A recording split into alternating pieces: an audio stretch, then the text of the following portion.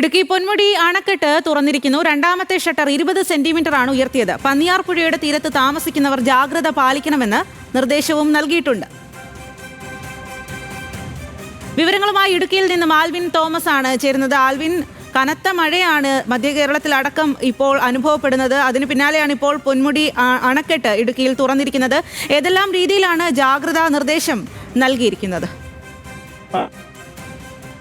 ശക്തമായ മഴ ഈ ദിവസങ്ങളിലൊക്കെയും മണിക്കൂറുകളിലൊക്കെയും പെയ്യുന്നുണ്ടായിരുന്നു. അതേ തുടർന്നാണ് ഇപ്പോൾ പൊന്മുടിയുടെ അണക്കെട്ടിന്റെ രണ്ടാം ഷട്ടർ 20 സെന്റിമീറ്റർ ഉയർത്തിയിട്ടുള്ളത്. 15,000 ലിറ്റർ വെള്ളമാണ് ഒരു സെക്കൻഡിൽ ഈ ഷട്ടർ വഴി പുറത്തേക്ക് ഒഴുക്കുന്നത്.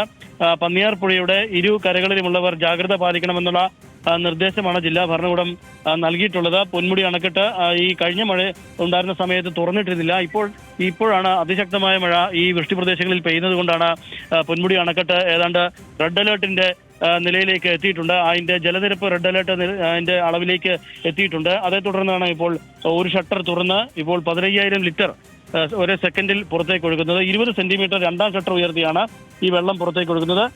പന്നിയാർ പുഴയുടെ തീരത്തുള്ളവർ ജാഗ്രത പാലിക്കണമെന്നുള്ള നിർദ്ദേശം ജില്ലാ ഭരണകൂടം നൽകിയിരിക്കുന്നു. ഇതോടെ ജില്ലയിൽ 4 ചെറു അണക്കെട്ടുകളാണ് തുറന്നിട്ടുള്ളത്. പാമ്പള, അതോടൊപ്പം തന്നെ കല്ലാർകുട്ടി, മലങ്കര, ഇപ്പോൾ പൊന്മുടി അണക്കെട്ടും. അങ്ങനെ 4 അണക്കെട്ടുകളാണ് ഇപ്പോൾ ചെറു അണക്കെട്ടുകളാണ് ഇപ്പോൾ തുറന്നിട്ടുള്ളത്. സ്വാതി.